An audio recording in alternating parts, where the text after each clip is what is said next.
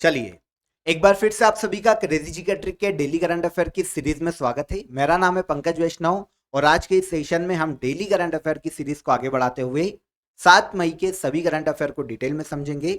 इसलिए आपको क्या करना है, वीडियो को लाइक कर दीजिए। चैनल पर पहली बार आए हैं तो चैनल को सब्सक्राइब कर लीजिए और पीडीएफ चाहिए तो क्रेजी जी का ट्रिक के टेलीग्राम चैनल से इसकी पीडीएफ आप फ्री ऑफ कॉस्ट कलेक्ट कर सकते हैं। 7 मई के करंट अफेयर पर चलने से पहले हम किसकी बात करने वाले हैं? क्वेश्चन ऑफ द डे की। कमेंट में आंसर कीजिएगा, सारे क्वेश्चन इंपॉर्टेंट है। 9th महिला फीफा वर्ल्ड कप 2023 किसने जीता? लास्ट ईयर आयोजित किया गया था। 9th महिला फीफा वर्ल्ड कप 2023 में गोल्डन बॉल अवार्ड दिया गया एटाना बोनमाटी को। ये किस देश की महिला फुटबॉल खिलाड़ी है? और third question, 8th ICC women's टी20 वर्ल्ड कप 2023 का आयोजन किस देश में किया गया था? तो तीनों ही क्वेश्चन कमेंट में आंसर कीजिएगा और मिड वीडियो में अगर और एड ऑन हो जाए तो उनको भी ध्यान से सुनिएगा। आइए चलते हैं 7 मई के करंट अफेयर पर। और सबसे पहला क्वेश्चन, इंडियन सुपर लीग 2023-24 का खिताब किसने जीता? देखिए, सबसे पहले हम इंडियन सुपर लीग की बात करें तो आपको यह समझ में आना चाहिए कि यह फुटबॉल की लीग प्रतियोगिता है। 2023-24 के इस इंडियन सुपर लीग का जो टाइटल है वो जीता है मोहन बागान एसजी की टीम ने। तो आंसर हो जाएगा आंसर ए। देखिए फ्रेंड्स, मोहन बागान एसजी मतलब सुपर जॉइंट की ये टीम है जिसने 2023-24 के इंडियन सुपर लीग के टाइटल को अपने सर्वाधिक अंकों के आधार पर जीता है। यहां पर समझिएगा, दो प्रकार के अवार्ड हैं, एक है टूर्नामेंट का टाइटल और एक है टूर्नामेंट का कप। ठीक है, तो लीग प्रतियोगिता के फाइनल में सर्वाधिक अंकों के कारण जो टाइटल है इंडियन सुपर लीग 2023-24 का, ये जीता है मोहन बागान सुपर जॉइंट की टीम ने। अब बात आती है कप की। तो देखिए, मोहन बागान सुपर जॉइंट की टीम को फाइनल में हराया था मुंबई सिटी एफसी की टीम ने। और फाइनल में हराकर कप कौन ले गया? तो इंडियन सुपर लीग कप ले गया 2023-24 का मुंबई सिटी एफसी की टीम। और टाइटल किसने जीता सर्वाधिक अंकों के आधार पर? तो ये जीता है मोहन बागान सुपर जॉइंट की टीम ने। क्लियर? कंफ्यूज मत होइएगा क्योंकि कंफ्यूजन यहीं पर सबसे ज्यादा होता है। ऐसे ही क्वेश्चन पर सबसे ज्यादा कंफ्यूजन होता है एग्जाम में। आइए थोड़ा सा हम डिटेल देख लेते हैं। तो इंडियन सुपर लीग 2023-24 इस साल ये 10वां संस्करण था। लास्ट ईयर शुरू हुआ था सितंबर 2023 में और ये लीग टूर्नामेंट खत्म हुआ है मई 2024 में। 12 अलग अलग फुटबॉल क्लब ने पार्टिसिपेट किया है। यहां पर देखिए, टाइटल विनर और कप विनर आपको पता चल गए। अब इस लीग इवेंट में गोल्डन बॉल का जो अवार्ड है वो दिमित्रियोस पेट्राटोस को दिया गया जो कि मोहन बागान सुपर जॉइंट के खिलाड़ी हैं। गोल्डन बूट का अवार्ड दिया गया है दिमित्रियोस डायमंड टेकोस को जो कि केरल ब्लास्टर एफसी के खिलाड़ी है। इसके अलावा गोल्डन ग्लोव अवार्ड की बात करें, गोल्डन बॉल हो गया, गोल्डन बूट हो गया, गोल्डन ग्लोव की बात करें तो ये पूर्वा लचेनपा को दिया गया मुंबई सिटी एफसी के खिलाड़ी। ये नाम थोड़े से, क्योंकि पूर्वोत्तर भारत से भी आते हैं अधिकतर खिलाड़ी, तो नाम थोड़े से पेचीदा है, समझिएगा। Emerging player of the league का अवार्ड दिया गया है विक्रम प्रताप सिंह को जो कि मुंबई सिटी एफसी के ही खिलाड़ी हैं और मुंबई सिटी एफसी ने ही इस टूर्नामेंट में कप अपने नाम किया है। किसको हराकर? मोहन बागान सुपर जॉइंट की टीम को हराकर। यहां पर देखिए, पूरे मैंने आपको अवार्ड बता देता हूं एक ही बार में। तो देखिए, लीग विनर कौन पता चल गया, मोहन बागान सुपर जॉइंट। कप विनर कौन? तो ये हो गई Mumbai city FC. Golden ball, boot, gloves ये मैं आपको बता चुका हूं, ठीक है। और इमर्जिंग प्लेयर भी मैंने आपको बता दिया। बेस्ट पिच जमशेदपुर एफसी को दिया गया अवार्ड।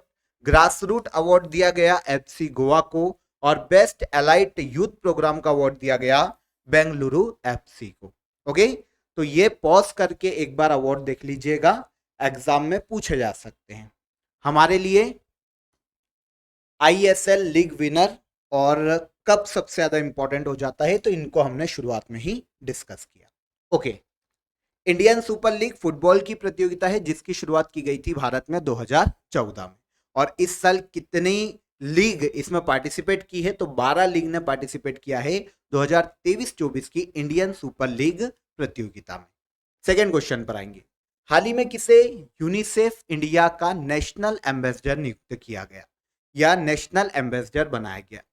तो यूनिसेफ आप सभी को पता होगा कि अंतर्राष्ट्रीय स्तर पर बच्चों के लिए काम करने वाली संस्था है। बच्चों के संरक्षण के लिए, हेल्थ के लिए, उनके एजुकेशन के लिए यह संस्था काम करती है। इसकी जो इंडियन यूनिट है जिसे यूनिसेफ इंडिया के नाम से जाना जाता है, हाल ही में इसने भारत में अपना नेशनल एम्बेसडर बनाया करीना कपूर को। जानते हैं? फिल्म अभिनेत्री करीना कपूर, इसको नेशनल एम्बेसडर बनाया है यूनिसेफ इंडिया ने। अब भारत में यूनिसेफ के जितने भी प्रोग्राम हैं, चाहे वो एजुकेशन से रिलेट करते हो, चाहे वो हेल्थ से रिलेटेड हो, बच्चों की देखभाल से रिलेटेड हो, किसी भी तरह का यूनिसेफ इंडिया का जो प्रोग्राम होगा इंडिया में, उसे प्रमोट करती हुई दिखाई देगी कौन? बॉलीवुड एक्ट्रेस करीना कपूर। यहां पर यूनिसेफ की बात करें तो यूनाइटेड नेशन की एक बॉडी है फ्रेंड्स, जो कि बच्चों के लिए या बच्चों के संरक्षण के लिए इंटरनेशनली काम करती है। स्थापना हुई थी 11 दिसंबर 1946 को और इसका हेडक्वार्टर अमेरिका के न्यूयॉर्क में स्थित है। डन, आगे बढ़ेंगे। बैडमिंटन प्रतियोगिता थॉमस कप और उबेर कप 2024 का खिताब किस देश ने जीता है? पहली चीज तो ये नोट कीजिए कि दोनों ही जो कप प्रतियोगिता है ये बैडमिंटन से संबंधित है। एक है थॉमस कप और एक है उबेर कप। दोनों में डिफरेंस ये है कि उबेर कप महिला बैडमिंटन प्रतियोगिता है, वहीं पर हम थॉमस कप की बात करें तो ये पुरुष बैडमिंटन प्रतियोगिता है। और 2024 के लिए दोनों ही खिताब चीन ने अपने नाम किए हैं और दोनों ही खिताब के फाइनल में चीन ने इंडोनेशिया को हराकर ये खिताब अपने नाम किया है। ओके, तो यहां पर आप इमेज देख सकते हैं, चाइना ने जीता है उबेर कप और थॉमस कप। ठीक है, तो सबसे पहले बात करते हैं उबेर कप 2024 की शुरुआत कब हुई? तो शुरुआत हुई थी 1957 में उबेर कप की। महिलाओं की बैडमिंटन प्रतियोगिता है। 2024 में 30वां संस्करण खेला गया, 30वां एडिशन। चीन ने इंडोनेशिया को हराकर उबेर कप 2024 जीता और उबेर कप का चाइना का ये 16वां खिताब है। अब आते हैं थॉमस कप पर। थॉमस कप की शुरुआत हुई थी कब? तो इसकी शुरुआत हुई थी 1949 में। संस्करण 33वां एडिशन है 2024 में। और चीन ने इंडोनेशिया को ही हराकर, या चीन की जो पुरुष बैडमिंटन टीम है उसने इंडोनेशिया को हराकर थॉमस कप 2024 का भी खिताब अपने नाम किया। और चीन ने पुरुषों की बैडमिंटन प्रतियोगिता थॉमस कप को 11वीं बार अपने नाम किया है। ओके, तो यहां पर थॉमस कप और उबेर कप दोनों क्लियर हो जाते हैं। दोनों में विनर कौन? चाइना, और रनर अप कौन? इंडोनेशिया। उबेर कप महिलाओं की बैडमिंटन प्रतियोगिता है और थॉमस कप पुरुष बैडमिंटन इवेंट है, दोनों को याद रखिएगा। अब आज के लिए आप सभी के लिए course of the day, offer of the day बता देता हूं, बहुत ही इंटरेस्टिंग है आज के लिए। देखिए, इंडियन ज्योग्राफी आपको बहुत ही नॉमिनल चार्जेस में अवेलेबल है रूट एप्लीकेशन पर। नीचे डिस्क्रिप्शन में लिंक दी गई है, ओनली 99 रुपीज में आपको इंडियन ज्योग्राफी का कोर्स अवेलेबल है।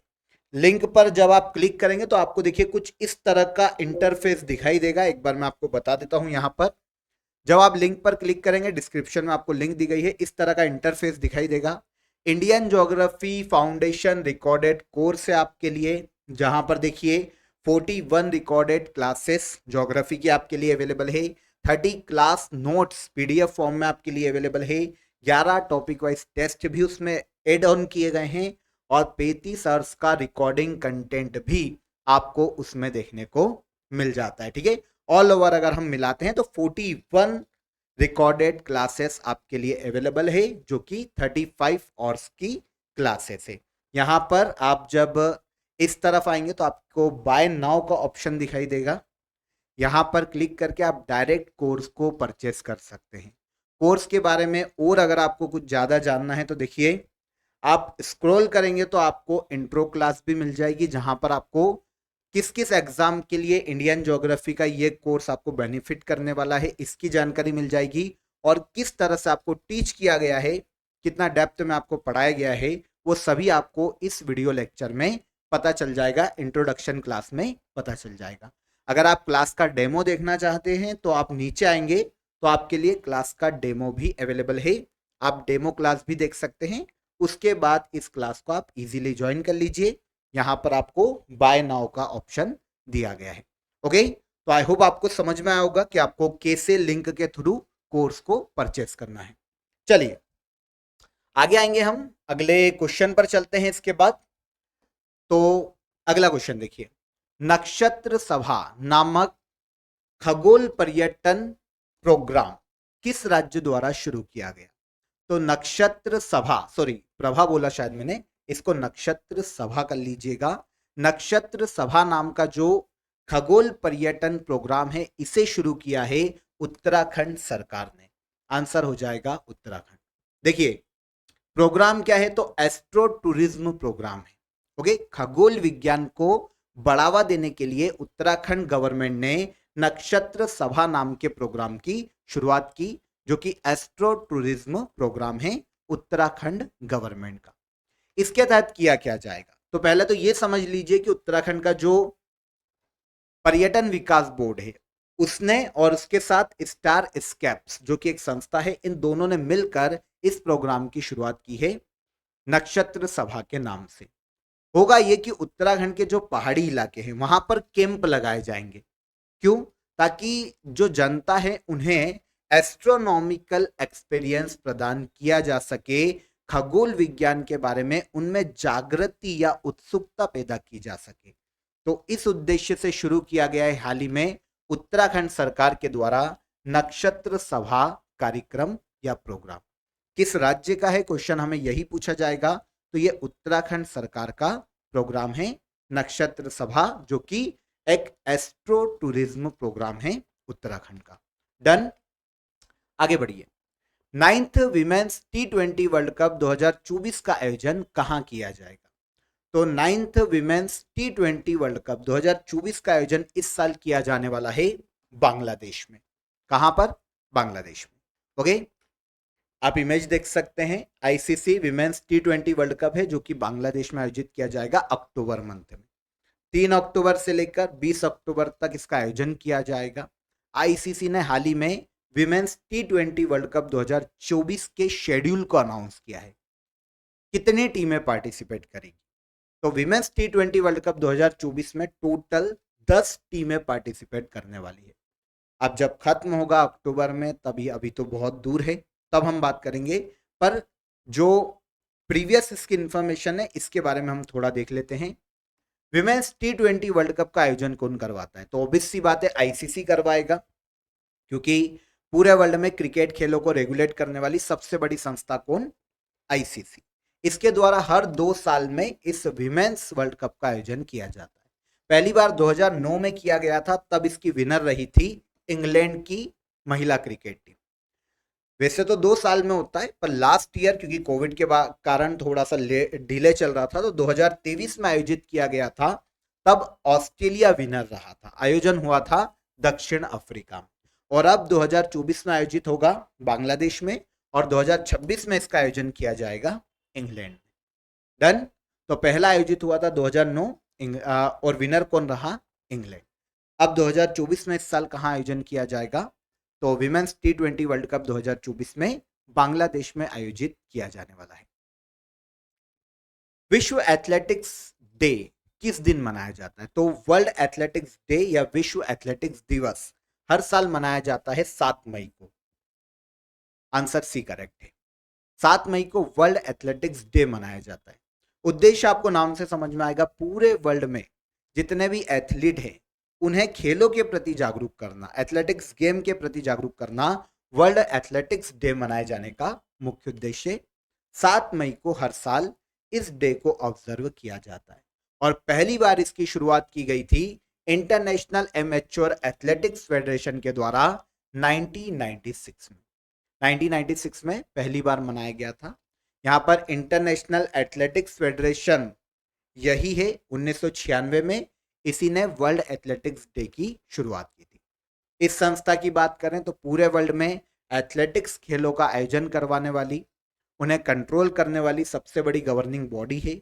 स्थापना 17 जुलाई 1912 को की गई थी। हेडक्वार्टर स्वीडन के स्टॉकहोम में स्थित है, और अध्यक्ष की बात करें तो सेबेस्टियन कोए अध्यक्ष हैं वर्ल्ड एथलेटिक्स फेडरेशन के। इंटरनेशनल एथलेटिक्स फेडरेशन भी बोले तो वो भी बिल्कुल सही है। अब देखिए मई मंथ में जो हमने अदर डे पढ़े हैं उनकी एक बार बात कर लेते हैं। वैसे हम पढ़ चुके हैं। तो labour day, international labour day या मजदूर दिवस, श्रमिक दिवस कब मनाया जाता है? 1 मई को। 2 मई को विश्व ट्यूना डे के रूप में, जो कि ट्यूना मछली के महत्व के बारे में जागरूकता फैलाने के लिए मनाया जाता है। तो विश्व ट्यूना डे 2 मई को मनाया जाता है। और 5 मई को वर्ल्ड लॉफ्टर डे के रूप में मनाया जाता है ना, विश्व हास्य दिवस, वर्ल्ड लॉफ्टर डे 5 मई। आगे आइए। भारत का पहला घरेलू स्तर पर निर्मित बॉम्बर यूएवी FWD-200B किस संस्था द्वारा बनाया गया? तो ये एक बॉम्बर विमान है जो कि पेलोड ले जाने के लिए, हथियार ले जाने में सक्षम है ना, बॉम्बर विमान है। नाम क्या दिया गया है? UAV FWD-200B। इसे डेवलप किया है डिफेंस एंड एरोस्पेस टेक्नोलॉजीज ने, जो कि भारत में रक्षा क्षेत्र में काम करने वाली कंपनी है, डिफेंस एंड एरोस्पेस टेक्नोलॉजी। अब ये बॉम्बर जो विमान है, इसका उद्देश्य आपको समझ में आ गया कि इसका उद्देश्य क्या है, ठीक है ना। रक्षा क्षेत्र की company Flying Wedge Defence and Aerospace Technology, ठीक है, इसने भारत का पहला घरेलू स्तर पर निर्मित बॉम्बर यूएवी FWD-200B बॉम्बर विमान लॉन्च किया है, ठीक है। ये जो विमान बनाया गया है, ये पेलोड, इसकी पेलोड क्षमता देखते हैं तो 100 किलोमीटर है, सॉरी 100 किलोग्राम तक देखने को मिलती है। मतलब 100 किलोग्राम तक हथियार या आयुध ले जाने में, आयुध हथियार ये आर्म्स ले जाने में सक्षम है यूएवी, ठीक है ना। तो निर्माण किसने किया, क्वेश्चन हमारा ये था। तो डिफेंस एंड एरोस्पेस टेक्नोलॉजी ने बनाया है भारत में निर्मित पहला बॉम्बर यूएवी FWD-200B बॉम्बर विमान, ठीक है। आगे बढ़ेंगे। यहां पर क्षमता दी गई है कि कितने घंटे तक उड़ सकता है। तो ये उड़ सकता है 12 से लेकर 20 घंटे तक। और इसकी गति की बात करें, स्पीड की बात करें, तो 200 से लेकर 370 किलोमीटर पर आवर इस बॉम्बर विमान की गति देखने को मिलती है। मियामी ग्रैंड प्रिक्स 2024 का खिताब किसने जीता है? तो आपको पता ही क्या है, फॉर्मूला 1 रेसिंग प्रतियोगिता है। मियामी अमेरिका में आता है, तो अमेरिका में इसका आयोजन किया गया है मियामी। मियामी ग्रैंड प्रिक्स 2024 का खिताब जीता है लैंडो नॉरिस ने। आंसर हो जाएगा आंसर ए। मैकलेरन के लैंडो नॉरिस ने मियामी ग्रैंड प्रिक्स का खिताब अपने नाम किया। आपको पता है हर बार ग्रैंड प्रिक्स के खिताब अधिकतर बार कौन जीत कर लाता है? तो ये रेड बुल के ड्राइवर जीत के लाते हैं, जिनका नाम है मैक्स वेरस्टेपन। इस बार मियामी ग्रैंड प्रिक्स प्रतियोगिता में मैकलेरन के लैंडो नॉरिस ने मैक्स वेरस्टेपन को हराकर मियामी ग्रैंड प्रिक्स 2024 का खिताब जीता है। तो ये एक इंटरेस्टिंग न्यूज है, क्योंकि इस बार मैक्स वेरस्टेपन नहीं जीते तो ऐसे क्वेश्चन आने की संभावना भी बढ़ जाती है, ठीक है। बाकी अधिकतर बार जैसे अगर आपको कोई क्वेश्चन याद नहीं आ रहा है ग्रैंड प्रिक्स का और खिताब पूछा है, तो तुक्का लगाना है तो फिर आप मैक्स वेरस्टेपन पे लगाइएगा, रेड बुल के ड्राइवर है। और नॉर्मली अगर याद कर सकते हैं कि कौन जीता, तो फिर ऐसे क्वेश्चन को याद रखना पड़ेगा। तो Miami Grand Prix 2024 Lando Norris ने अपने नाम किया है। देखिए अदर जो कंपटीशन हुए थे वहां पर इनको भी याद कर लो कि Bahrain grand Prix 2024 max Verstappen ने जीता है। सऊदी अरब ग्रैंड प्रिक्स 2024 मैक्स वेरस्टेपन ने जीता है। बस मियामी ग्रैंड प्रिक्स अभी किसी और ने जीता है, और ये कौन है? लैंडो नॉरिस, ठीक है।